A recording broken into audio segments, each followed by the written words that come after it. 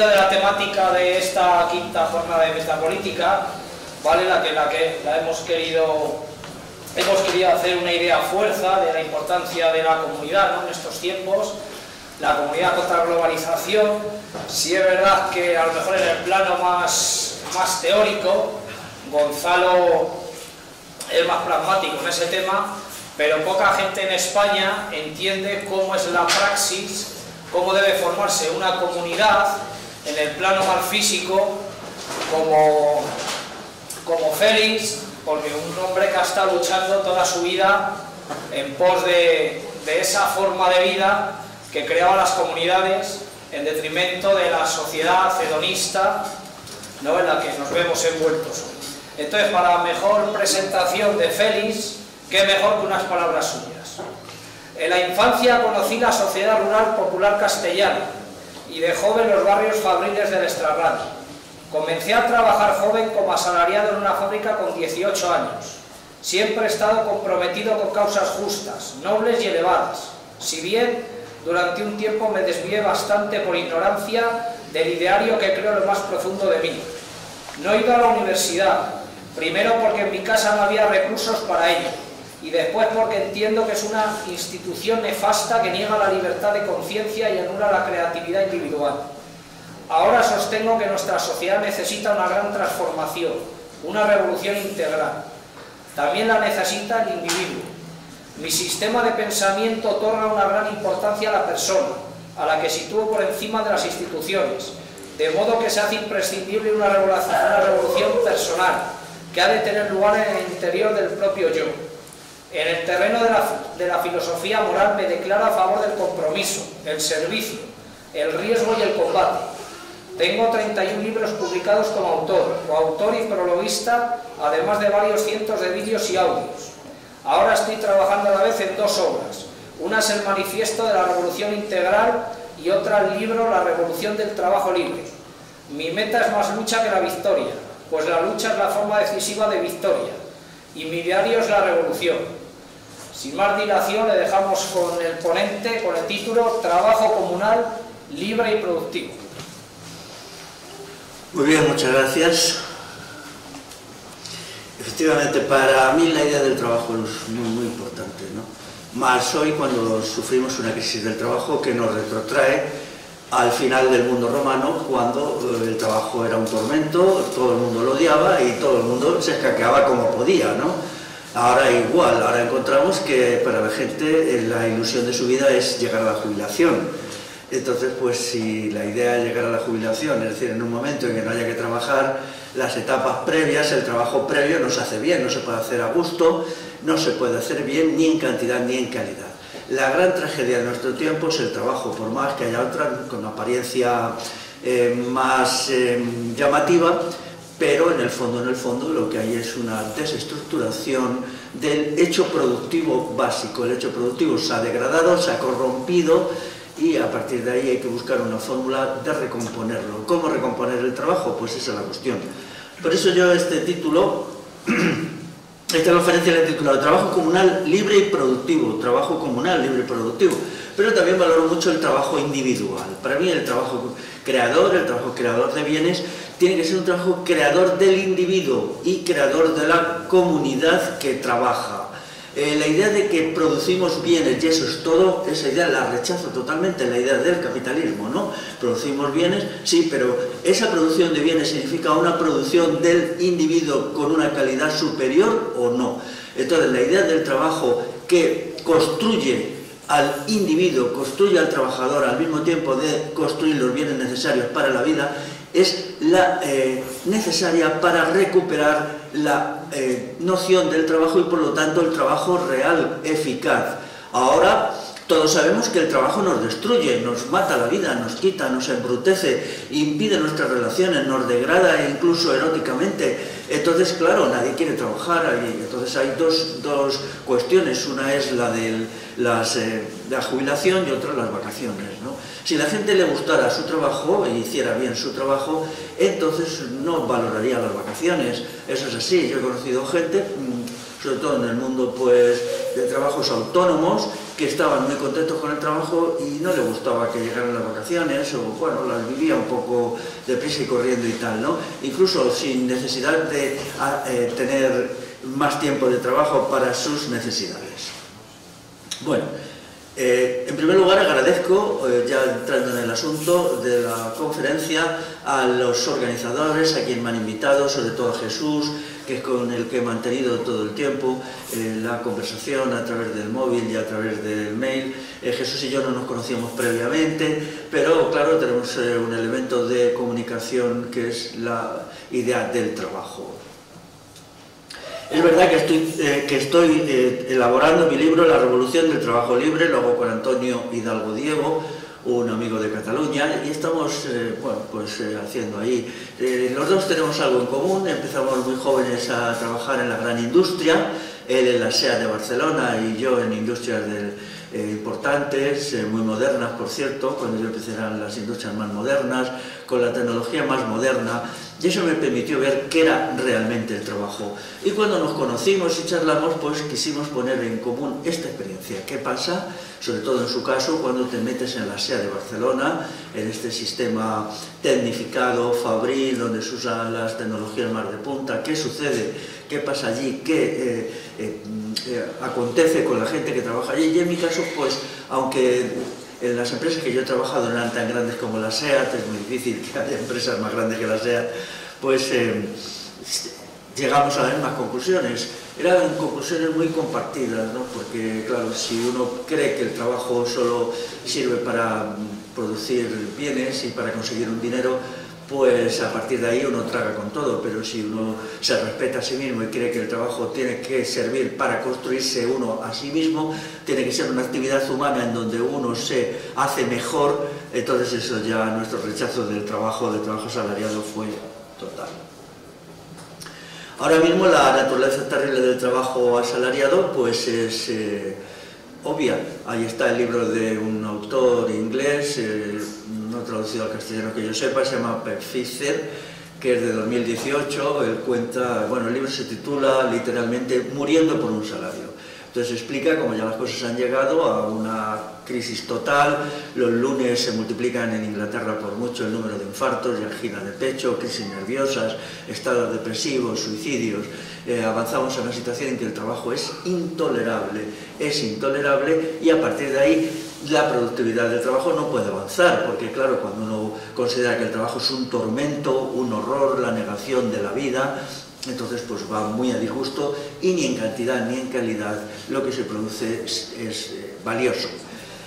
Esto se pretende decir, hay charlatanes que dicen que las nuevas tecnologías lo evitan porque son de unos rendimientos, de un aumento de la productividad tan enorme, que vamos a vivir todos de las máquinas, ¿no? Ya sabéis, de los robots y todo esto, ¿no? Es una pena que quienes entienden de esto, entienden realmente y no son charlatanes, dicen que eso no es así, que los rendimientos del trabajo, la productividad del trabajo no se está incrementando con las nuevas tecnologías. Eso incluso lo reconoce el hombre este de la cuarta revolución industrial, que dice que la situación de los rendimientos del trabajo es de estancamiento. Eso ya se sabía a partir de estudios hechos en Estados Unidos en los años 80, cuando ya los procesos de digitalización de las grandes empresas habían avanzado lo suficiente para saber qué es lo que estaba pasando, ¿no? Entonces, el trabajo hoy es la mayor causa de envilecimiento y embrutecimiento personal. El motivo número uno de inmoralidad. Esto es muy importante porque la inmoralidad es un esfuerzo consciente, es un tenerse en pie, pero si toda la energía la dejas en el trabajo, entonces lo que te desplomas es en la inmoralidad. Estás tan destrozado que ya no tienes ganas de nada, ni tiempo de nada, porque, ya digo, la ética es un estar de pie, es un afrontar los problemas del mundo desde unas categorías que uno las ha elegido, desde unos valores, desde una ideología, y al mismo tiempo vivir desde ahí. Entonces, el trabajo asalariado actual es el motivo número uno de inmoralidad. Probablemente la causa primera de suicidios. Digo probablemente, pero bueno, como ahora ya todo se falsea, las estadísticas sobre suicidios se llevan falseando ya tiempo, ya todo se falsea, todo es propaganda, todo es publicidad. En el terreno demográfico, pues es una causa primera, no se puede atender a la familia, el trabajo te absorbe todo, no puedes atender a los hijos, tienes que ser simplemente un esclavo del trabajo. En el caso ahora mismo de las mujeres, a través del feminismo, pues ya sabéis, son robots simplemente que tienen que trabajar, trabajar y trabajar para hacer ricos, mucho más ricos al gran capitalismo transnacional apátrida. Es la causa principal de drogadicción legal y ilegal. Ahora ya las drogas ya no son drogas lúdicas, sino son drogas del trabajo. Si no se coloca uno con alguna cosita ya no se funciona, y entonces ya es normal, por ejemplo, que la cocaína se administre de forma, por el momento, bajo cuerda en algunos centros de trabajo, lograr un incremento de los rendimientos. La división extrema del trabajo, tal como está pensada, destruye al individuo. La tesis de Adam Smith, donde dice aquello de que dice que los rendimientos al hacer unos alfileres era mayor cuando se hacía por división del trabajo. Luego de aquí se ha sacado la conclusión que hay que llevar la división del trabajo a sus últimas consecuencias. Esto no es verdad. No, la división del trabajo mutila al individuo, le destruye, porque solo desarrolla si es que desarrolla una sola capacidad. Cuando el sujeto por naturaleza, el ser humano por naturaleza es una criatura integral, o debería serlo, que es una suma de capacidades y posibilidades de la que la naturaleza nos ha dotado. La división del trabajo, tal como está hoy impuesta, que ya se reduce todo a una especie de toqueteo de nada, muy a menudo solamente tocar un botón. Yo recuerdo en la primera fábrica que yo estuve, yo no, porque hacía un trabajo bastante creativo, pero otros compañeros míos lo que tenían que estar era delante de una gran pantalla apretando botones, ¿no? 10, 12 horas apretando botones. Yo me preguntaba, ¿qué ha quedado de la inteligencia de esta gente, del vigor físico, de la sociabilidad, cuando lo único que tienen que hacer es apretar botones de acuerdo a unas indicaciones que les iban llegando, haciendo algo de lo que no entendían nada, ni les importaba nada, ni les valía para nada? Entonces yo observaba cómo se iban destruyendo como seres humanos paso a paso. Yo entonces era muy joven, no tenía capacidad de entender eso, pero no quería que me pasara lo mismo. Esa decisión fue clarísima en mí. Yo no quería ser eso, yo quería ser otra cosa, yo quería ser un ser humano y no simplemente un robot entregado a la producción capitalista. Entonces, una sociedad en donde impere el odio al trabajo no tiene futuro, porque es la base mínima. Cuando las sociedades caen en esta situación, hay que hacer una gran revolución política y una gran revolución del trabajo, porque esto no funciona. Ahora mismo ya lo vemos, todas las tonterías a mí me indignan sobre todo las teoréticas idiotas sobre la robotización. Me encantaría hacer un debate sobre una conferencia como esta sobre nuevas tecnologías. ¿Qué son las tecnologías? Esa división entre tecnologías de dominación y tecnologías de producción. Hoy prácticamente no hay tecnologías de producción, todos son de dominación, pero los costes de dominación son enormes. Los economistas clásicos, los serios, no los sinvergüenzas, te dicen esto de que la productividad del trabajo está estancada. No, está en declive, porque la tecnología de dominación es muy cara y porque los daños colaterales y los costes ocultos de los sistemas de trabajo actuales son colosales. Fijaos, por ejemplo, en un caso como Amazon, lo digo siempre, nadie puede aguantar trabajar en la cadena de Amazon más de 15 años. Al cabo de 15 años, esas personas quedan destruidas, quedan anuladas, no solamente en lo inteligente, sino en lo físico. Entonces esas personas ya entran en la rueda típica de las bajas, la depresión, las fantasías de suicidio, todo esto, ¿no? Y se convierten en personas que aportan muy poco al bien general y gastan mucho. ¿Por qué no se encarga Amazon de esa gente hasta el final? ¿Por qué no les pagan ellos hasta el final, ¿no? Si ellos les han destruido, tendrían que hacerse cargo de todos los gastos suyos, por ejemplo, los gastos médicos, los gastos sanitarios, farmacéuticos hasta el final. Esa es la eficacia del capitalismo. O sea, el capitalismo agarra a la gente, la destruye, la extrae todo, la succiona como un limón y luego ahí queda eso para que a los demás les paguemos vía seguridad social, vía estado de bienestar, a través de nuestros impuestos. Quitad todas estas formas indirectas de subsidio a las nuevas tecnologías y a los nuevos procedimientos de hacer el trabajo y veremos que los rendimientos reales del capitalismo no existen como eficacia, existen simplemente como control, como dominio, y el capitalismo por su naturaleza, y esto es desde siempre, desde sus orígenes, en los tiempos de ese sinvergüenza que se llamó Adam Smith, pues son muy ineficaces. El capitalismo es muy ineficaz. Lo que pasa es que, claro, como tiene las posibilidades de exprimir, destruir, triturar al trabajador, entonces sí. Pero si se le pusieran límites, si el trabajador pusiera unos límites a eso, entonces el capitalismo es asombrosamente ineficaz. Y nos acercamos al momento final ya, porque claro, el caso más claro de destrucción del trabajador es China, donde los fenómenos de suicidio en las empresas son descomunales, también los ha habido en Europa. Por ejemplo, en Francia hace 5 o 6 años hubo un repunte tremendo de suicidios en las empresas. Allí en China, pues las fábricas son tremendas, todas las ventanas están enrejadas, hay redes por todas partes porque la gente se tira, hay procedimientos para recoger los cadáveres de la gente que mete la cabeza debajo de una máquina porque ya no puede más. O sea, todo esto es realmente la realidad del comunismo chino en la era del trabajo. Eso se puede aguantar durante un cierto tiempo. Es verdad que les ha ido bien, sobre todo trayendo trabajadores del mundo rural que no están acostumbrados a ese tipo de trabajos y durante un tiempo los sobrellevan, porque todavía tienen un cierto vigor físico, un cierto vigor intelectual que el trabajador industrial hace mucho que ha perdido. Pero eso se acaba, eso tiene un tiempo limitado y así lo saben algunos en China que están menos locos o menos enfermos que la mayoría. La organización científica del trabajo es una forma de privar al trabajador de autonomía en el acto productivo. Ahí está el taylorismo, que es la más famosa, ahí está el stajanovismo, que es la propia de la Rusia soviética, ahí está el fordismo. Ahora ya no se emplea este término porque resulta sucio. Organización científica del trabajo, por favor, no se dice nada, ¿no? Pero bueno, es lo mismo o peor, ¿no? Ahora ya pues dicen las tecnologías que incrementan los rendimientos del trabajo. ¿Que incrementan el qué? Vamos a medir los rendimientos del trabajo en serio.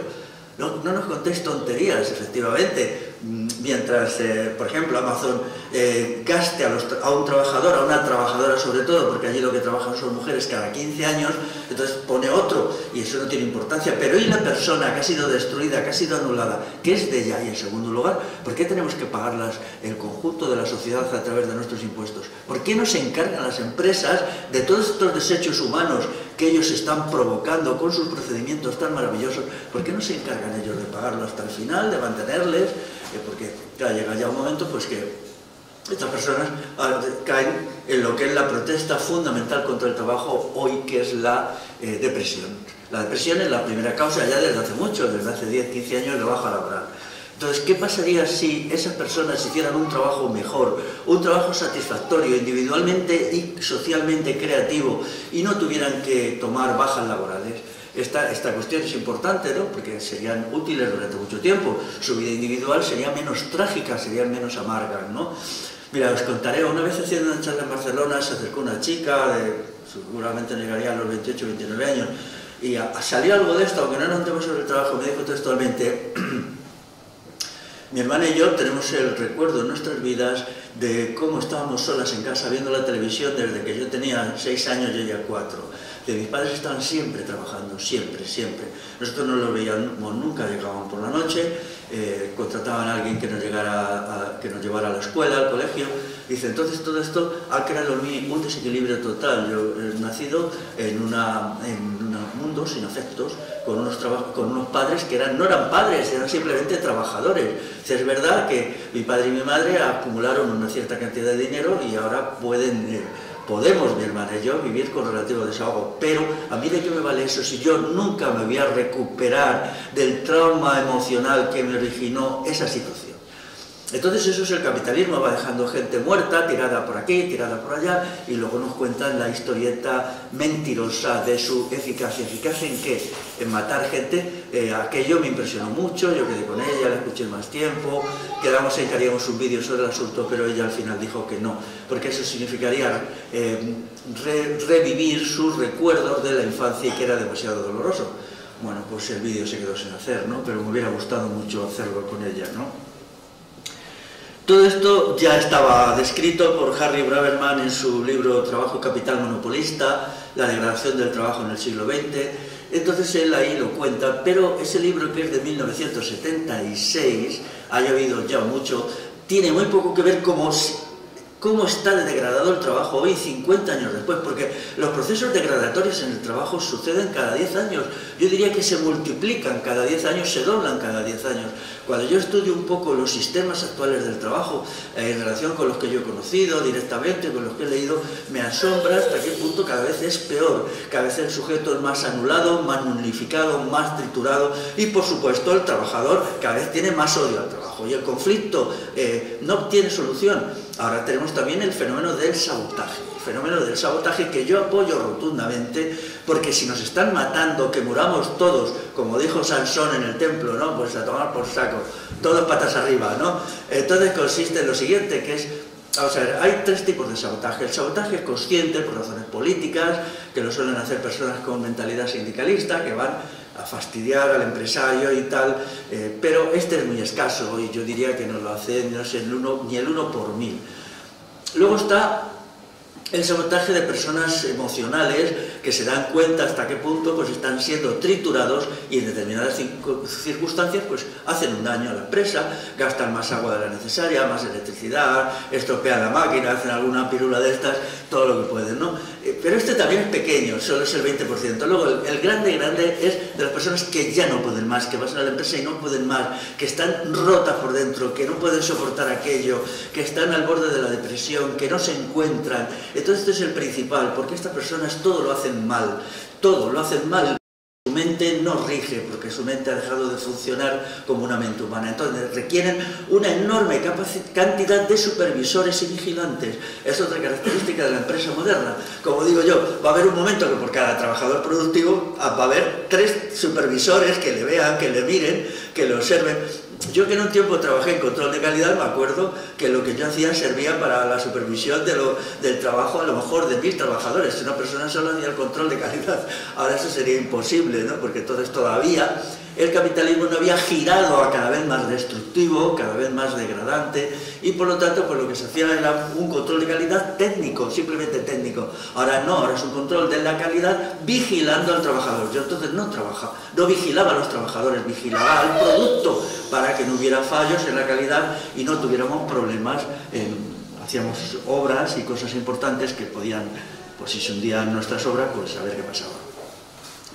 Braverman además hizo un procedimiento muy interesante de investigación. Él no se queda en su despacho de científico social en la universidad allí en Estados Unidos, sino que él recorre empresas, recorre varias empresas y va mirando cómo se hace el trabajo. Entonces le dedica, me parece, 2 o 3 años a cada sector, metalúrgico, la construcción, la industria química, y va girando y va encontrando cuáles son las claves.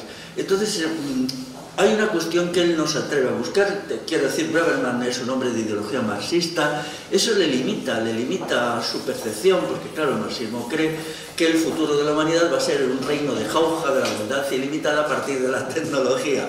Y él descubre que eso no es verdad, que la tecnología moderna no va a crear ningún reino de jauja, porque lo que está creando es un trabajador completamente degradado, totalmente enfermo, una persona que a partir de un momento de degradación y enfermedad ya no es útil como trabajador. Eso es lo que ahora se está viendo.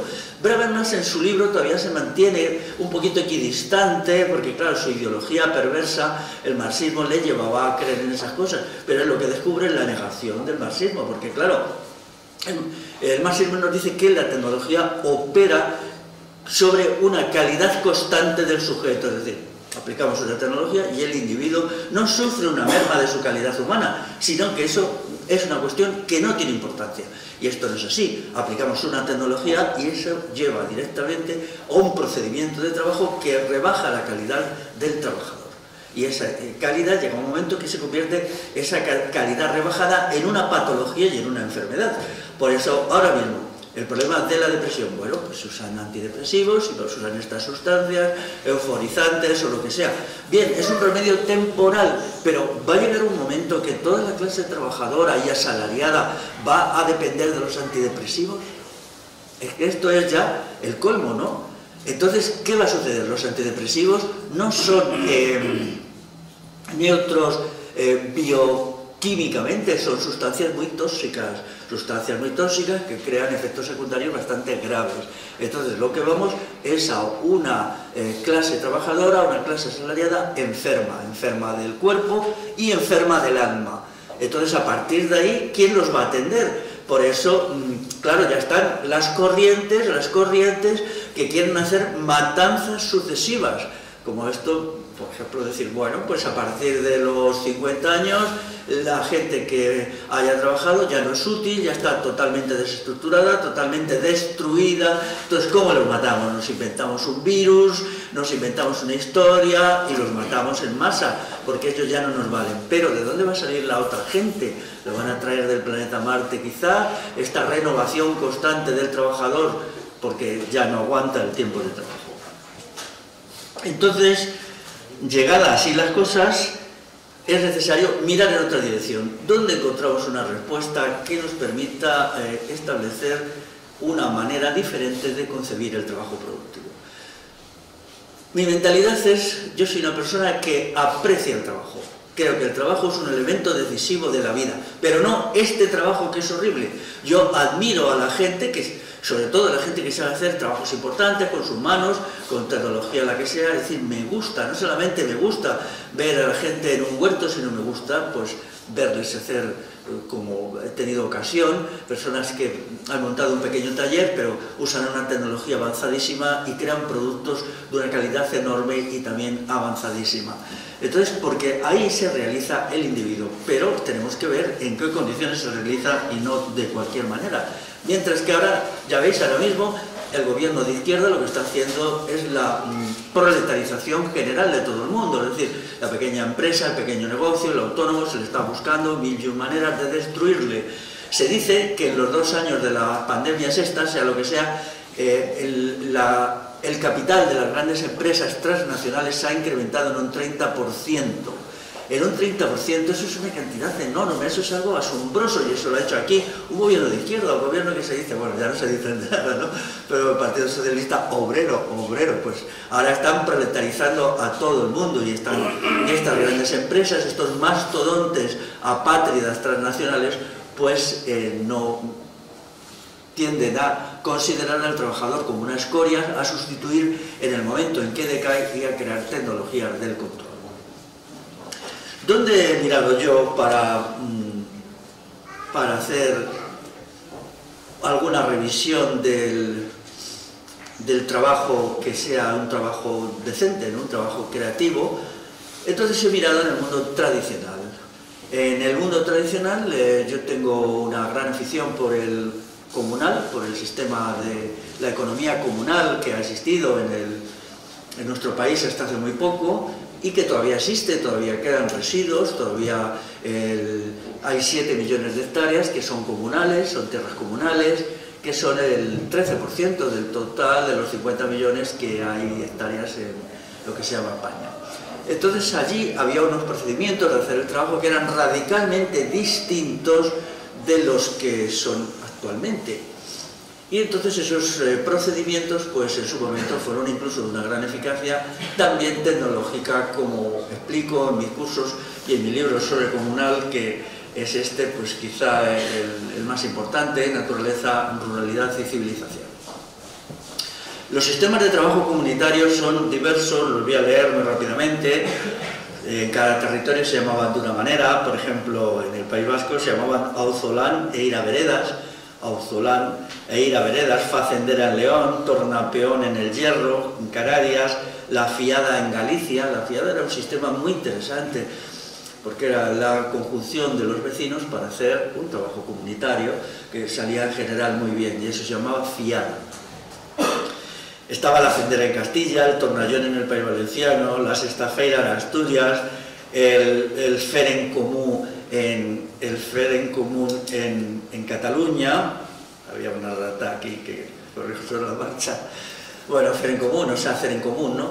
Entonces estos sistemas eran de una gran complejidad y variedad, tanto si se hacían por el bien público, es decir, por lo que se llamaban obras públicas, como se hacían por atender necesidades básicas. Con muchos de estos trabajos se conseguía algo que hoy es imposible, es hacer casas, se hacían las casas se hacían por este procedimiento y entonces no había que pagar una hipoteca y ser un esclavo del banco los próximos 30, 40 años. Se hacían así por sistemas de ayuda comunitaria que eran realmente eficaces. ¿Por qué? El trabajo es eficaz cuando se hace con alegría, cuando se participa en la elaboración de las ideas básicas sobre el trabajo y cuando va unido a unos elementos decisivos como es el complejo trabajo-fiesta. Trabajo-fiesta. No puede haber trabajo sin fiesta. El trabajo tiene que ser un elemento de la fiesta, mientras que ahora al trabajo se le ha mutilado, se ha empujado al fondo del horror y luego la fiesta se ha separado completamente del trabajo. Esto no era así. Voy a poner un ejemplo. Por ejemplo, cuando en los territorios del norte se acababa de cortar la hierba, inmediatamente con el último carro de hierba se sacaba la gaita y se cantaba. Se cantaba. Había tantas canciones de trabajo como trabajos, 400, 500, 700. Yo de tanto tiempo las seleccionaba, pero ya me he cansado, ¿no? Y entonces lo he dejado, ¿no? Pero creo que llegué a 700 canciones de trabajo, ¿no? Esta cuestión puede parecer una bobada que no tenga nada que ver con el mundo moderno, pero yo os digo algo, si no se emplean estos procedimientos en la sociedad actual, industrial y de servicios, no se podrá regenerar el trabajo. Yo no digo que esto que propongo tenga que copiarse, no, porque copiar siempre es servil, hay que aplicarlo creativamente, pero si no se introducen estos procedimientos, no puede haber una regeneración del trabajo. Porque yo no busco meter todo esto en algún museo de etnología, como hace alguna gente, dicen, bueno, pues ahí se quedan todas estas cosas y ya está. No, lo que se trata es de recuperar su espíritu y sus normas esenciales para aplicarlas hoy. Y la gran industria tiene que funcionar con esto, porque ya más lejos no se puede llegar. Daros cuenta que ahora la tensión dentro del trabajo es tan brutal, y el tiempo de trabajo tan largo. Aquí estamos en los 11, 12 horas, todavía se puede alargar hasta las 14, que es los que se trabaja en China, 6 días por semana, pero no hay más allá. Si con todo esto no se ha conseguido una recuperación de los rendimientos, entonces ¿con qué? Hay un límite físico, la gente puede trabajar 16 horas al día, pero no más. 16 horas al día y eso origina unas enfermedades enormes. Por ejemplo, ahí tenéis cómo se relaciona el ictus actual con el incremento de la intensidad del trabajo y de su duración. Se dice que cuando se superan las 80 horas de trabajo semanal en un grado de intensidad de trabajo fuerte, los ictus particularmente se dan particularmente. También quiero decir una cosa, esta enfermedad no solamente hace un daño a la persona que la sufre, pero también es muy costosa. ¿Quién está pagando todo esto? Tenemos que exigir a los señores empresarios y empresarias que saben hacer estas cositas que paguen eso. Si los ictus los han provocado ellos, que los paguen ellos. Entonces, si hiciéramos esa demanda constantemente de que todos los daños ocultos y los costes colaterales del trabajo los tuviera que pagar la gran empresa capitalista moderna, sería un desastre, porque no podría hacerlo. Ellos se basan en la trituración del ser humano, y lo digo de nuevo otra vez. Entonces, ¿cuáles serían los criterios que podemos aprender de las sociedades tradicionales respecto al trabajo? Pues esa es una cuestión que ahora los iremos viendo. Ya se ha señalado alguno, que es la unión fiesta-trabajo, la idea del trabajo libre asociado o individual, no tiene por qué ser siempre asociado. A menudo a la gente le gusta hacer un trabajo individual, un trabajo solo, muy eficaz, muy bonito, ¿no? Dentro de la cultura occidental en la que yo me muevo, pues conscientemente me muevo, quiere decir que no estoy de acuerdo con los orientalismos, sean los que sean, o con la imposición de categorías ajenas. Yo entiendo que la cultura occidental es un conjunto de saberes que tiene una eficacia en sí mismo del 100%, y no estoy interesado en mirar otras cosas por ahí, lo digo abiertamente. Entonces, dentro de las culturas aquí tenemos, por ejemplo, la experiencia de Cincinato, este hombre Cincinato, que me parece muy interesante. Ya sabéis, es del 500 antes de nuestra era. Es un romano, que a él le llaman porque había una situación crítica en Roma, y le piden por favor, se le considera una persona sabia, que establezca algunas normas, algunas leyes, y que organice la defensa de Roma frente a ataques del enemigo. Entonces él, que era un trabajador agrícola, un pequeño propietario, por decirlo en un lenguaje actual, pues él va allí, lo hace, y cuando acaba vuelve otra vez a manejarse con el arado. Esto es un ejercicio magnífico, es decir, ¿ves? La vida de este hombre fue plena porque él cumplió funciones políticas y funciones productivas. no se empecinó en ser un político profesional, todavía faltaba tiempo hasta que Roma lo hiciera. Por ejemplo, en Roma el apellido Fabio era, ¿Fabio qué era? Pues la gente que hacía habas, eran los que tenían una cierta especialización productiva en las habas. Entonces ellos se nombraban a sí mismos por los trabajos que hacían. El ejemplo de Cincinato tiene que ser un ejemplo a seguir. Luego está el monacato cristiano revolucionario, que es una aportación decisiva a la recuperación del ideal del trabajo. El monacato cristiano es lo que resulta cuando el emperador Constantino crea la Iglesia Católica, que es una creación suya, que tiene poco que ver con el cristianismo. El cristianismo surge en Palestina en el siglo I y la Iglesia Católica surge en Roma en el siglo IV. Entonces hay sectores que no están de acuerdo con esto y escapan. Entonces ellos tienen muy claro que para salir adelante como nueva sociedad, porque ellos estaban en la idea de crear una nueva sociedad que fuera de significación universal, había que hacer una idea del trabajo. Entonces ellos establecen algunos criterios. En primer lugar, la eliminación completa y total de la esclavitud. No va a haber esclavos, pero los libres, las personas responsables van a trabajar todas, en las condiciones que luego se dirán. Es muy emocionante ver un alegato contra el esclavismo, porque claro, el argumento suyo era muy simple: si todas y todos trabajamos, no necesitaremos esclavos, y por lo tanto esa lacra, ese horror que era la esclavitud antigua, desaparecerá. Hay un documento del monacato cristiano, me parece que es del siglo IX, en algún lugar de León, donde ellos van describiendo lo que hacen, es un grupo monacal, y entonces a mí me emocionó mucho cuando lo leí, está en latín. Entonces ellos van contando: hicimos tal cosa, por ejemplo, construimos una casa, y ellos añaden siempre la coletilla per manibus nostras, o sea, con nuestras manos, y plantamos árboles frutales per manibus nostras, cultivamos la tierra per manibus nostras. Ellos que están haciendo un alegato a favor del trabajo libre. Es decir, ellos dicen: no tenemos esclavos, no usamos esclavos, todo lo hacemos con nuestras manos.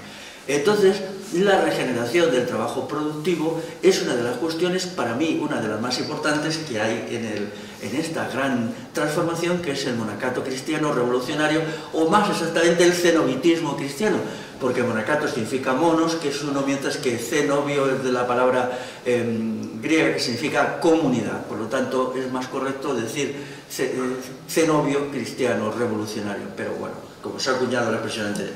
Incluso en nuestro románico aparecen muchas escenas de trabajo, de la importancia que le daban ellos a la dignidad del trabajo. Por ejemplo, esto es una de la iglesia románica del siglo XII, Vallejo de Mena.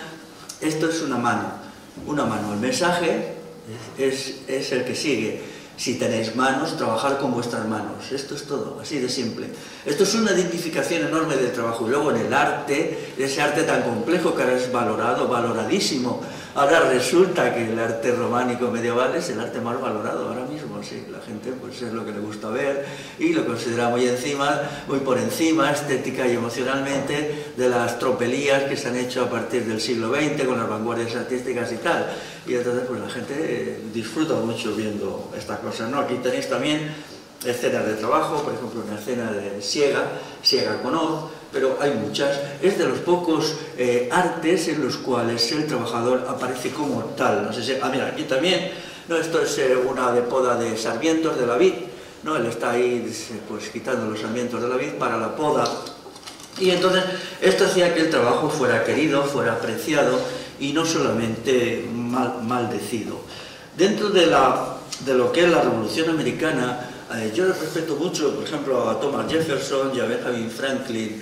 El libro del hombre de bien de Benjamin Franklin yo lo recomiendo. Hay un abismo entre Benjamin Franklin y yo, pero él hizo algo muy interesante, siendo, creo recordar, uno de los 5 padres fundadores de la Constitución y la Declaración de Independencia. Él siempre se negó rotundamente a ser político profesional. Siempre vivió de su imprenta, tenía una pequeña imprenta, de tipo familiar, quizá tuviera algún asalariado, a tanto no ha llegado, y él vivió siempre de eso, y él explicaba los motivos por los cuales esa adhesión al trabajo productivo era parte fundamental de su ética individual. Esto es muy muy bonito, porque él, desde luego, no soñaba con la jubilación como ahora. Él creía que toda su vida, hasta el último momento, ni siquiera se puso una fecha. Y luego Thomas Jefferson igual.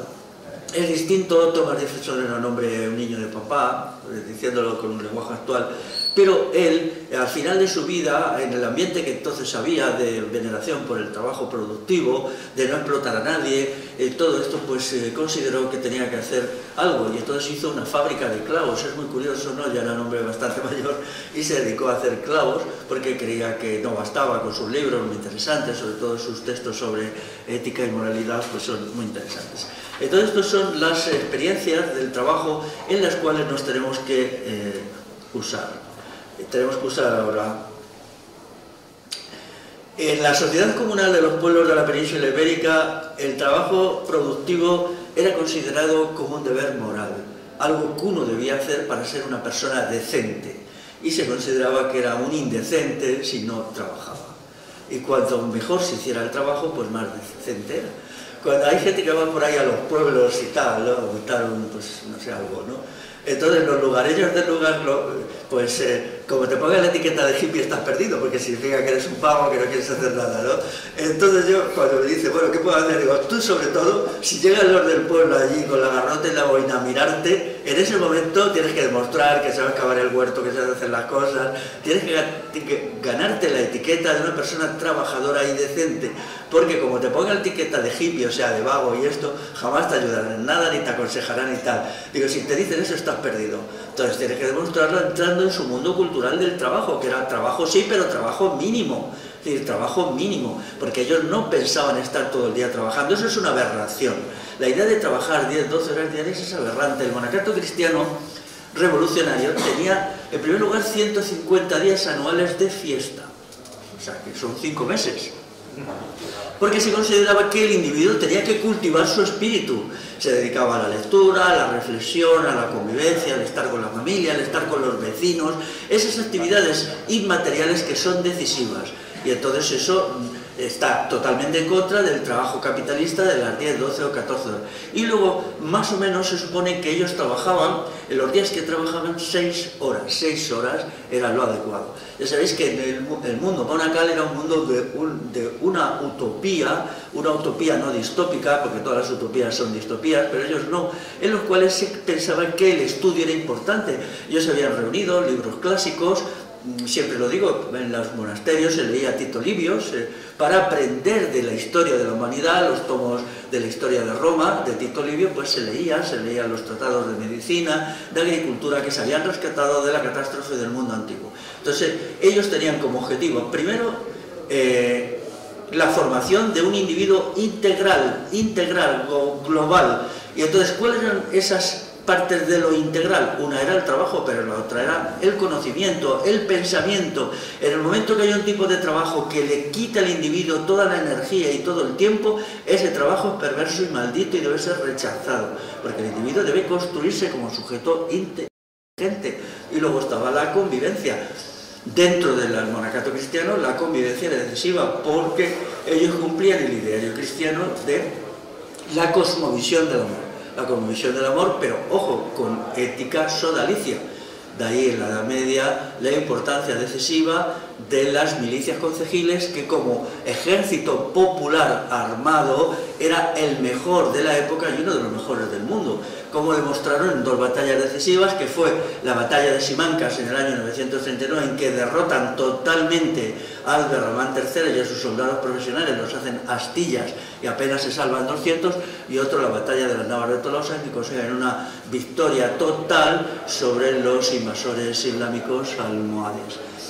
Entonces este sujeto integral, que hace una multiplicidad de cosas en las cuales hay muchos elementos, es el sujeto bueno, el sujeto adecuado, el que queremos, y no el sujeto que trabaja, ni mucho menos tampoco el sujeto que ahora vive de subsidios y subvenciones, que es lo que nos propone, por ejemplo, Podemos, cuando bueno, pues nos dan ahí una miseria, una limosna, una caquita para que comamos todos los días la basura que nos produce la agroindustria, pero no nos dan lo que necesitamos, instrumentos de trabajo para trabajar por nosotros mismos. Necesitamos esos instrumentos de trabajo que están en manos de las empresas transnacionales apátridas, las cuales tienen que ser despojadas, tienen que ser expropiadas de estos bienes para que se conviertan en bienes de los trabajadores, con los cuales trabajen con criterios de moralidad, de ética y de servicio al bien común según el principio de la virtud cívica.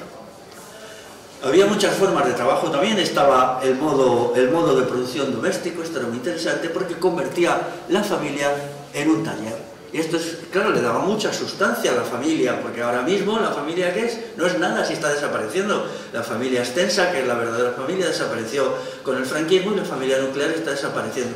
Entonces había sitios donde trabajar, hacer la ropa, hacer cosas, y esto unía a la familia y unía a los vecinos. Las relaciones de vecindad eran muy importantes en el trabajo, había muchas cosas en común. Por ejemplo, pues el sistema de molinos, la molienda, todas las máquinas de agua, los ingenios de agua que vienen de la Alta Edad Media y tuvieron una importancia enorme. Por ejemplo, la sierra de agua para cortar troncos, que eso pues más o menos debe ser del siglo VIII, la producción de acero por la Farga catalana, por el sistema de barquines. Todo esto son avances tecnológicos fundamentales. Pero estas tecnologías eran tecnologías de producción, no de control y de dominación. Entonces yo me pregunto, de todas las tecnologías actuales, ¿cuáles son de producción? ¿Cuáles son, dónde están las tecnologías de producción? Porque ahora lo que se ve son tecnologías de dominación, cada vez más cogido, más controlado, más sometido, más forzado, porque el gran empresario piensa que de esa manera le va a hacer producir más, y lo único que está consiguiendo es hacerle cada día más enfermo y más desquiciado. Entonces, el trabajo era libre porque se tenían los propios medios de producción, fueron los procesos desamortizadores, o sea, privatizadores que hace el Estado español, que le roba a la gente no solamente las tierras, sino también todos los equipos, las máquinas, etc. Me contaban hace poco que un molino en Cataluña privatizado, desamortizado y sin uso hace ya mucho, quizá 80 años, ha sido convertido por los vecinos de la aldea en una moderna central eléctrica, de tal manera que las 15 casas de la aldea consiguen electricidad gratis a partir de este molino. Muy interesante, esto se podía hacer generalizadamente. Hay miles y miles de molinos abandonados, algunos en muy malas condiciones y otros en mejores condiciones, que pueden ser convertidos en productores de energía a un coste mínimo. Así pues, lo primero que hay que hacer es el trabajo libre, es un trabajo con los propios instrumentos de distribución, de producción, quiero decir. Pero este trabajo tiene que ser un trabajo sobre la base de una ética convivencial. Si no hay ética convivencial, no hay trabajo libre colectivo.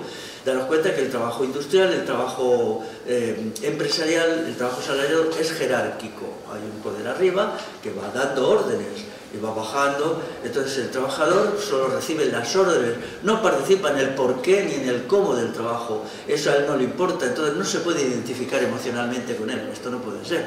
El equipo de trabajo tiene que ser un equipo que decida qué hacer del principio al final. Pero para la toma de decisiones la ética convivencial es fundamental. No casualmente el cristianismo, que es una ideología de lo convivencial, pues insistía muchísimo en los procedimientos para que la gente se lleve bien. Ahora es imposible porque ahora estamos bajo el dominio de la mentalidad de Hobbes, el filósofo sobre que el ser humano es un lobo para el ser humano, y la guerra de todos contra todos, azuzada desde arriba, porque el poder constituido es tanto más fuerte cuanto mayor es el conflicto interpersonal. Pero eso, claro, crea unos problemas tremendos. El conflicto interpersonal desgasta mucho, daña mucho y estamos de nuevo ante sujetos dañados por intereses económicos y políticos que no nos afectan, pero todo está pensado para que seamos como una especie de jauría que nos pegamos todos unos a otros, ¿no? La idea de trabajo y fiesta es muy importante también, aparte del trabajo convivencia, tiene que buscarse la manera en donde no... El ser humano roto, triturado, ahora haces esto, pero no esto, eso no es un ser humano. El ser humano tiene que estar por encima de la división del trabajo. En el argumento de Adam Smith hay que decirle, bien, señor Adam, usted que está listo, a ver, usted dice eso, pero ¿qué va a pasar cuando al cabo de 15 años este hombre, el que solo tiene que hacer la punta del alfiler, haga eso? ¿Qué va a ser de él? Esta persona inevitablemente tendrá que darse a la bebida porque eso no hay quien lo aguante, se enfermará, se matará. ¿Cuánto vale eso? Adam Smith tuvo una pequeña, bueno, tuvo muchas fullerías, una de ellas es no decir cuánto era el coste de las bebidas alcohólicas en su época en Inglaterra. Es decir, que esto es un coste añadido, ¿no? El tipo de producción industrial que se estaba creando era tan insoportable que los individuos necesitaban estar permanentemente alcoholizados, pero eso tenía un coste económico y eso tenía que ser considerado dentro de los costes del capitalismo de la época. Igual que ahora, por ejemplo, todos los gastos en medicinas que ocasiona el modo moderno de hacer el trabajo tiene que ser considerado como un coste de producción. Entonces él no lo hizo, y ahora se ve si nosotros tuviéramos en cuenta todo eso, porque alguien sí lo ha hecho y ha dicho, mire, el gasto de las clases trabajadoras inglesas en alcohol, y no hablemos del opio, que era muy usado porque no había otro procedimiento para aguantar el trabajo que consumir opio también, luego ya el opio se quitó, pero al principio sí había mucho consumo de opio, era igual al presupuesto del Estado británico, más o menos igual. Es un coste descomunal, ¿no? Entonces, ¿dónde está la eficacia de todo esto? Tenemos que pensar en estos elementos, porque una sociedad es un todo y hay que calcular los gastos y los ingresos económicos como totalidad. Ahora tenemos otro problema con la calidad del producto. La industria moderna nunca ha sido capaz de producir bienes de calidad. Eso es así, incluso lo vemos ahora cuando la gente en los productos alimenticios, en la ropa y tal, inmediatamente te ponen la etiqueta artesanal, artesanal. ¿Por qué? Porque sabemos que la agroindustria crea productos bastante deficientes y la producción de ropa también, ¿no? Pero esto ha venido de siempre, ¿no? ¿Por qué? Porque la tecnología es deficiente. Bueno, la tecnología no permite la capacidad del trabajador cuando actúa como artesano, eso es verdad. Pero esta cuestión es relativa. Sobre todo lo que frena la calidad y la cantidad de trabajo es el odio del trabajador al trabajo. Esto es algo ya insuperable. Es decir, que se manifiesta en lo que he dicho antes, el sabotaje, las diversas formas de sabotaje, el sabotaje directo, el indirecto, por enfermedad y tal. Entonces, a partir de ahí, este antagonismo del trabajador que se ve obligado y forzado por el propietario de los medios de producción a hacer algo en lo que él no participa, en lo que él no está interesado y en lo que le está destruyendo como ser humano, no tiene remedio. Entonces se necesita una revolución del trabajo que pasaría por la apropiación que van a hacer los trabajadores de los medios de trabajo para ponerlos al servicio de la comunidad y no al servicio de la gente que pues quiere hacerse rico y cada vez más rico, ¿no? Para dañarnos todavía más. Había entonces muchas formas, en la sociedad tradicional, había muchas formas de trabajo convivencia. Por ejemplo, el filandón. El filandón es una cosa más bien de lo que es el país leonés, en la cual pues se trabajaba y se charlaba, se contaban chistes, se estaba allí. Entonces este era un trabajo muy eficaz. Yo que he hecho bastantes estudios de estos casos que todavía existen en algún pueblo perdido por ahí, por ejemplo, tuve ocasión de vivirlo hace ya 15 años en un pueblo de la provincia de Salamanca, bastante remoto, al sur de la provincia, pues los rendimientos del trabajo son elevados. Pero daros cuenta que en eso no es lo que importa. Ahora mismo la gente ve televisión 5 horas al día, quizá los adolescentes más. Qué importante sería para los adolescentes trabajar, producir algo, sentirse útiles, sentirse importantes. Eso sería un elemento decisivo, poder decir, esto lo he hecho yo, esta cosa, este tejido, este huerto, esto lo he hecho yo. Y entonces eso les daría un sentido de su grandeza como personas que hoy no pueden tener, porque están condenados a la televisión, a los móviles y a las necedades y a las maldades que le enseñan en la escuela, ¿no? Entonces, pues esta es la tragedia que no se va a resolver porque se necesita una revolución y las revoluciones no son fáciles de hacer, ya lo sabemos, ¿no? Pero bueno, está ahí la tensión y mientras tanto nos podremos reír de todos los vendedores de facilidades, de tecnologías milagro, porque ahora ya todos son tecnologías milagro y decir, venga, claro, las tecnologías milagro son carísimas. Eso es lo primero que hay que decir. Toda la robótica es carísima. ¿Y qué resultados productivos logran? Que nos lo cuenten, a ver, díganoslo. Esto es tabú, ¿eh? La gente que en primer lugar demostró que la tecnología moderna no incrementaba los rendimientos del trabajo en Estados Unidos, que fue un equipo de investigadores de los años 80, todos les destruyeron su carrera académica, su carrera profesional, les relegaron a los últimos puestos, les dispersaron, todos al principio estaban en la misma universidad, les fueron echando para allá, para acá, y de hecho pues les amargaron la vida, ¿no? Les dieron una lección de lo que no se puede decir, porque aquí hay una censura muy gorda, eso no se puede decir, ellos ya lo sabían. En la sociedad actual hay ideologías contemporáneas antitrabajo. Una de ellas es el hipismo. El hipismo reacciona contra el trabajo asalariado actual diciendo no queremos trabajar. Es comprensible, porque hasta yo lo entiendo, ¿no? Porque si el trabajo es esto... Pero claro, los hippies eran más bien pues, niños de papá que vivían de lo que les recibían, de los cheques de sus papás y tal. El movimiento hippie empieza en 1967, en el verano de las flores, y en 1973 ya no quedaba prácticamente ninguna comuna hippie, quedaban unas poquitas, algunas todavía subsiste, hay un pueblo ocupado en la provincia de León que lo llevan hippies y tal, bueno, bien, son gente amable, ¿no? Por lo menos son amables, ¿no? Puedes ir por allí y charlar con ellos un rato, pero ya sabes lo que te van a decir, ¿no? Ellos niegan totalmente la idea de que el trabajo crea al ser humano, pero un trabajo en las condiciones que he dicho antes. Entonces, a partir de ahí, ellos son personas de una calidad humana bastante deficiente, porque entonces, claro, siempre entras, bueno, pero ¿tú de qué vives? A ver, ¿no? La polémica famosa, como cuando salen las órdenes mendicantes, San Francisco de Asís, en el siglo XIII-XIV, cuando él dice, es que nosotros vamos a vivir de la caridad, no vamos a trabajar. Los sentimientos de la revolución alto medieval europea e hispana que les dicen, no, no, eso no puede ser, eso es un pecado horrible, eso es una maldad, porque aunque tú te comas una miguita de pan que no has producido tú, estás siendo un explotador y un generador de una nueva sociedad esclavista. Así se lo decían. Esto que nos han contado del hermano lobo, patatín, patatán, eso en su época no coló, y de hecho la mayoría de la gente rechazó y condenó a San Francisco de Asís porque él no admitía el trabajo. Entonces, hubo un sector de hippies que no llevó las cosas tan al extremo y sí consideró otra forma de trabajo, que era sobre todo la artesanía, aunque terminaron haciendo cosas para turistas de ningún valor. Nunca se les ocurrió cosas interesantes como hacer un esfuerzo por crear una nueva, por ejemplo, una nueva artesanía. El artesanado es muy eficaz, se ha demonizado porque claro, la gran empresa no quiere artesano, no quiere gente, pero yo entiendo que ahora, a partir de un fenómeno social que no se valora suficientemente, pero yo sí lo valoro, como es el bricolage se podría convertir perfectamente en una producción de bienes básicos. Porque ¿cuáles son los bienes básicos que necesitamos? Pues necesitamos en primer lugar alimentos. El 80% se podría producir por uno mismo en una comunidad humana estable. La vivienda. El 80% de la vivienda se puede producir por uno mismo.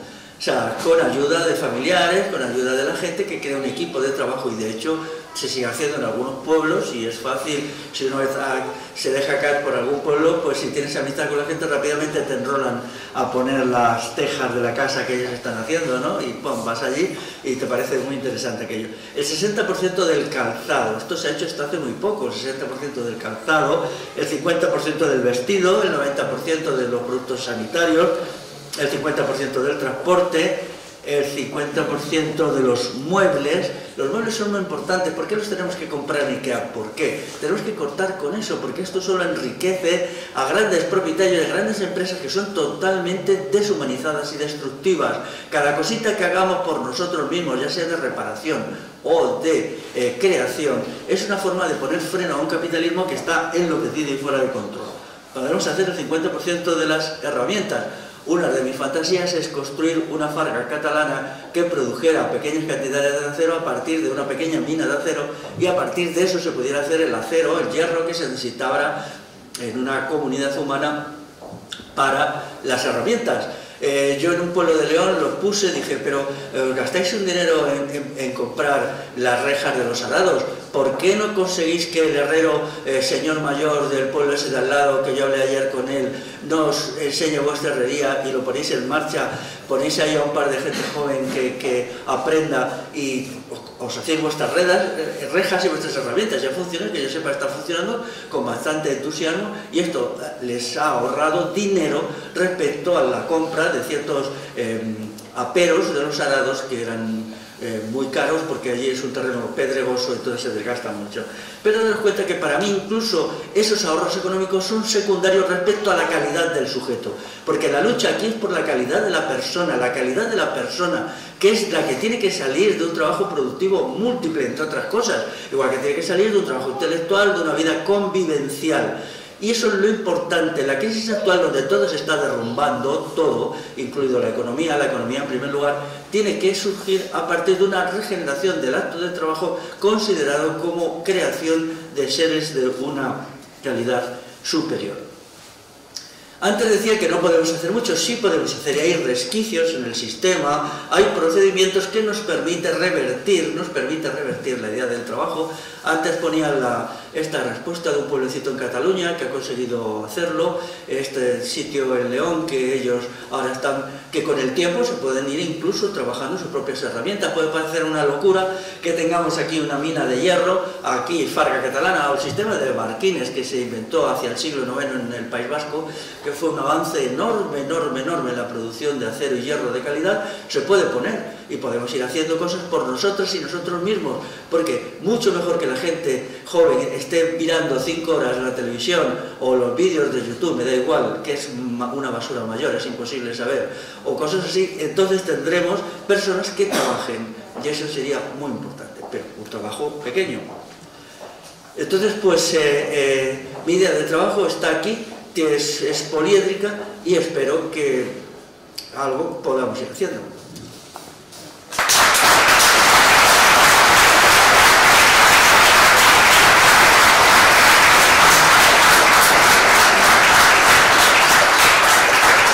Bueno, ¿alguna pregunta si tenéis para Félix?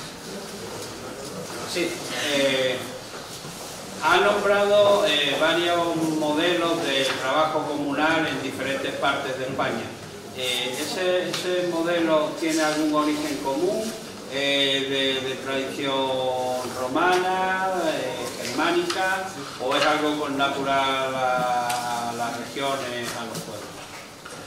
Vamos a ver, la teoría de la comunidad germánica como origen del comunal hay que borrarla completamente. Vamos a ver, el comunal surge de los procesos revolucionarios que hay al finales del mundo romano. El mundo romano estaba podrido porque tenía una idea perversa del trabajo, allí nadie quería trabajar, como igual que ahora, ¿no? Entonces ellos generan, se generan un sistema de recuperación del trabajo. Donde primero se logró eso fue en las fraternidades cristianas, que eran las que estaban en el siglo II, III, I, en Roma. Ellos comprenden que para acabar con la esclavitud lo que era necesario es que la gente trabajara. Y acabar tanto con el trabajo de los esclavos como en el pan y circo, que ya es muy criticado. La fórmula de crítica al pan y circo la hace Juvenal en el siglo I. Ya en el siglo I, que era el momento de máximo esplendor del mundo romano, pues ya él la critica. Todo esto es la aplicación del ideario cristiano a la regeneración de las sociedades europeas por el trabajo también, ¿no? Entonces, aunque los nombres, las palabras son distintas según las lenguas, pero todas tienen una misma idea. Trabajo productivo hecho en una fraternidad, en una comunidad de los iguales que se aprecia y que se quiere, y trabajo con dominio de los propios medios de producción, no con algo que sea ajeno, y que tenga como resultado unos bienes necesarios y al mismo tiempo una calidad mejorada de la persona. Y entonces esto es diverso nombre. Aunque tal como nos ha llegado a nosotros, esto ya es bastante degenerado, ¿eh? Lo que nos ha llegado del mundo comunal es bastante degenerado, porque antes, por ejemplo, el ausolán era muchísimo más que juntarse ahí a arreglar la fuente del pueblo, eran muchas más cosas, ¿no? E incluía también cuestiones de crianza colectiva, por ejemplo, el sistema de Acholorra en el País Vasco, que era la forma en donde diversas mujeres se unían con una que acababa de parir para ayudarle a la crianza de su bebé, que eso también en Galicia se llama comadreiras. La institución de las comadreiras era lo mismo, pero también estaba el cuidado colectivo de los enfermos, que se hacía por turno, por ver, los hornos comunitarios, que eso es una cosa verdaderamente maravillosa y que se conservan bastantes, y el ahorro de trabajo que los hornos comunitarios tenían, y todo el asunto pues de las máquinas de agua que exigían a veces tecnologías muy complejas. Cuando se ve cómo funcionan algunas máquinas de agua que se inventaron por los siglos 6, 7, 8, 9 todavía, pues ven que eran sistemas muy complejos que exigían un dominio de las leyes físicas que se nos dice que antes no existían, pero sí existían. Otra cosa, y ya no intervengo más, que hay más tiempo. Me ha llamado la atención que usted haya relacionado el monacato con el término revolucionario. Es decir, cuando surge el monacato, digamos, por ejemplo, la orden benedictina, los grandes monasterios, etcétera, todas las normas que la regla, etcétera, etcétera, la oración, el trabajo, etcétera, etcétera, va referido a los monjes exclusivamente. Es decir, toda la estructura que genera un monasterio era una estructura semi-esclavista. Es decir, donde todos los que servían al monasterio estaban en una relación de dependencia, de trabajo, de eso, y en unas condiciones bastante duras. Bueno, eso solo sucedió en el Cister, solo a partir del siglo XIII con la crisis del trabajo, antes no. Antes la función, antes he dicho, cuando ellos, el monasterio del siglo IX, chiquitito, cuando ellos cada trabajo que hacen emplean la expresión per manibus nostras, están diciendo que ellos están haciendo las cosas con sus manos, todos.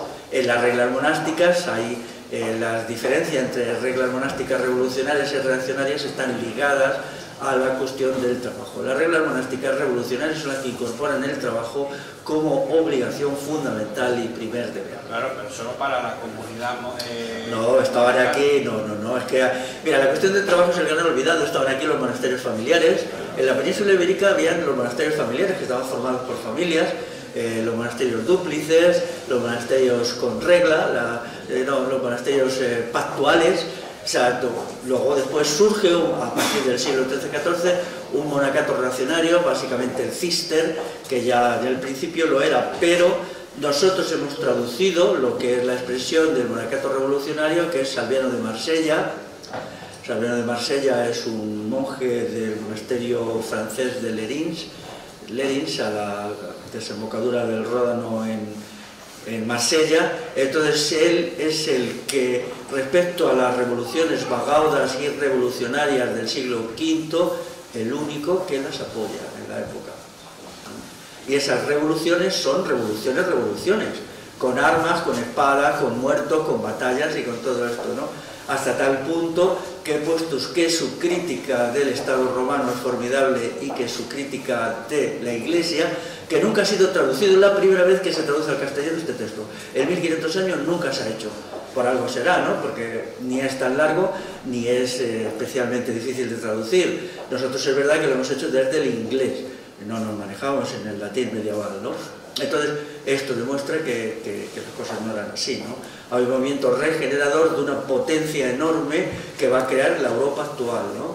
Del cual sale también, por lo que antes he hablado, las milicias concejiles. Las milicias concejiles son el armamento general del pueblo, que son los que destruyen el imperialismo islámico. No es vencido por las milicias señoriales, que eran una basura total, y que siempre que entraban en combate perdían, como en la batalla de Alarcos. Eran una basura que realmente destrozó al poder militar andalusí, que era el más importante de Europa. Fueron las milicias concejiles, por ejemplo, las de Madrid, que eran importantes. Una cosa. Pero no, vamos a pasar al siguiente, porque si no nos demoramos. Muchas gracias por la excelentísima conferencia. Quería hacer una pregunta muy breve. Al respecto de la crisis existencial del trabajo que usted plantea, ¿cuál es el rol del Estado en el problema y cuál debe ser el rol del Estado en la solución? El rol del Estado ahora mismo es financiar todas las tecnologías más destructivas del mundo. Ellos financian todas las tecnologías. De hecho, la incorporación de tecnología a la producción se hace siempre por medio de subvenciones. Si el Estado no subvencionara, por ejemplo, la robótica, no se aplicaría, porque es demasiado cara y demasiado poco productiva. Pero si las dos terceras partes del precio de un robot determinado, de un sistema robótico, lo paga el Estado, entonces sí. ¿Por qué? Porque el Estado está interesado en el componente militar de las tecnologías. Las tecnologías básicamente se inventaron, la tecnología actual, a partir del ejército. En el siglo XVIII, pues sobre todo la tecnología de los cañones para las flotas, la que hace que se amplíe la producción del hierro, las matemáticas, etc. Entonces ahora el Estado lo que hace es seguir en la misma dirección.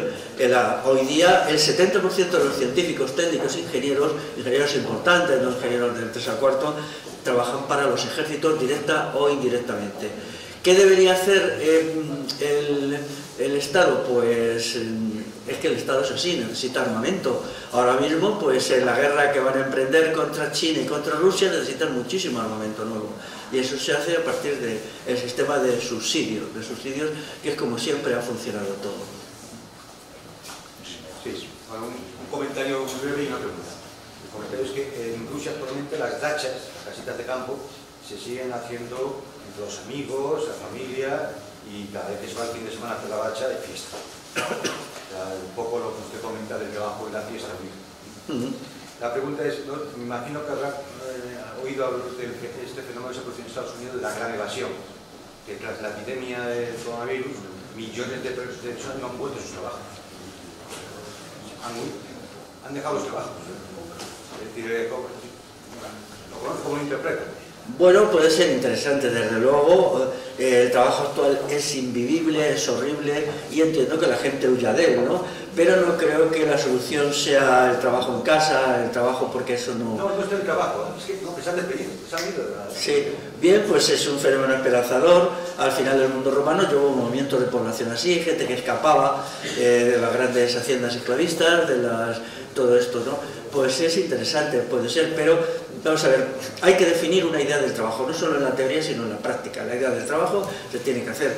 Cuando tengamos una idea del trabajo libre, productivo y asociado e individual, habremos dado un golpe definitivo al capitalismo. El capitalismo así quedará herido de muerte, porque entonces tendremos una solución alternativa para el problema decisivo del trabajo. Todas las sociedades tienen que trabajar, obviamente, ¿no? La última pregunta. Bueno, en primer lugar, enhorabuena por la ponencia, me ha resultado particularmente interesante. Es cierto que usted lo ha orientado todo en el sector primario y el sector secundario, ya sea la extracción de bienes, de materias primas y su transformación industrial. Yo quisiera saber, si puede dar alguna pincelada breve, porque entiendo que de esto puede salir una polémica, si puede dar alguna pincelada breve de cómo la decadencia del trabajo ha podido afectar al sector terciario, al sector servicios.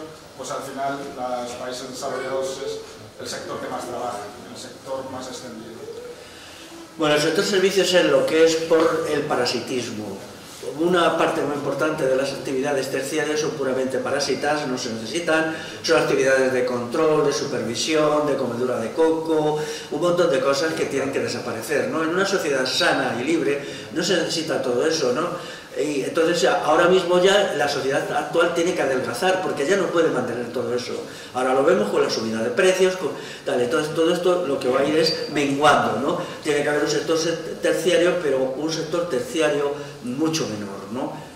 Y ahora ya incluso se habla de la industrialización de España, un proyecto ante el cual yo me mantengo ambivalente. En algunos sentidos puede ser útil, en otros me crean muchas dudas, porque sé lo que eso significa, meter a la gente en fábricas horribles para triturarlas y destruirlas, ¿no? Pero con todo es algo que en un primer momento me crea una cierta esperanza, ¿no? Yo con el sector terciario tengo muchas reservas, ¿no? Porque las sociedades, cuando son ricas, entonces desarrollan un sector terciario muy importante. Y ha habido una anomalía histórica, más o menos desde el año 1955 hasta la crisis de 2008, que se creía que el modelo de sociedad actual iba a ser eterno. Y no es así, ha sido solo un periodo muy breve en que había abundancia y tal, por muchos mecanismos que se han ido agotando, ¿no? Uno de ellos es, por ejemplo, el agotamiento de la mano de obra, que se hizo trayendo gente de las ciudades a trabajar en la industria. Esa gente era muy valiosa, tenía una calidad humana muy alta y la industria funcionó bien, pero eso ya ha desaparecido. Toda esa gente ya son ancianos y entonces ya han muerto, ¿no? Entonces hay muchos elementos, la crisis demográfica es uno de ellos, que impiden. La crisis de 2008-2014 es la advertencia de que el modelo productivo, llamémoslo, el régimen económico actual ya se ha acabado. Y ahora lo que viene después, pues es lo que estamos viendo: epidemias, guerras. No olvidemos la guerra de Siria, ha sido muy importante para mí, muy importante en el análisis de lo que está sucediendo. La guerra actual, que parece mentira, que es una guerra en la otra punta de Europa, pero resulta que toda Europa está temblando, los precios suben, pero bueno, no era esto tan potente. No podéis soportar ni una guerra del 3 al 4 que sucede a 5.000 kilómetros de distancia, y nos estáis diciendo que habéis creado una sociedad robusta, potente, con una economía. ¡Qué tonterías! O sea, ¿cómo nos engañáis? Y ahora resulta que todo se viene abajo y ni siquiera podéis proporcionar gasolina en las gasolineras porque ya habéis buscado una nueva artimaña para la gasolinera familiar que es tan respetable. Todos estos trabajos familiares que yo tanto respeto y admiro, pues se los están cargando, ¿no? Porque es así. Entonces, pues el sector terciario, de todas maneras, tendrá que haber siempre un pequeño sector, pero también los procedimientos de trabajo en el sector terciario también están vinculados a las nuevas tecnologías. Por ejemplo, si nos dicen la digitalización, bla, bla, bla, la digitalización no incrementa los rendimientos del trabajo, no los incrementa, es más, en cierta medida los reduce. ¿En qué es buena la digitalización? Para el control. Todo lo que haces queda allí controlado, revisado, todo, la hora, el minuto, el segundo, donde lo has hecho. Por lo tanto, una sociedad del control policíaca, hiperpolicíaca, le viene bien la digitalización. Una sociedad que intente crear máximos rendimientos en el trabajo con un mínimo de esfuerzo para que la gente tenga tiempo para pensar, para formarse, para convivir, para tener hijos, para educarlos, no necesita para nada la digitalización según el modelo actual. Yo no niego que modelo de digitalización, porque no hay tecnología, hay tecnologías, muchas tecnologías, algunas, muchas horribles y otras quizá no, pero actualmente las que se están aplicando son las peores, y de hecho se llegará a un momento de colapso que yo pienso que no está muy lejos, en los cuales la gente ya no soportará más esto, vamos a una sociedad, todos enfermos, todos deprimidos, todo eso, es que es así, o sea, y esto puede darse en 10, 15 años, una sociedad de todos enfermos. Y a mí me asombra que las élites del poder ni siquiera se den cuenta de esto. He llegado a la conclusión que están completamente locas, porque si no estuvieran completamente locas se darían cuenta de lo que están haciendo. Pero bueno, allá ellos. Mi obligación es pensar en la revolución y hacer la revolución para poner fin a todo eso. Muy bien, muchas gracias.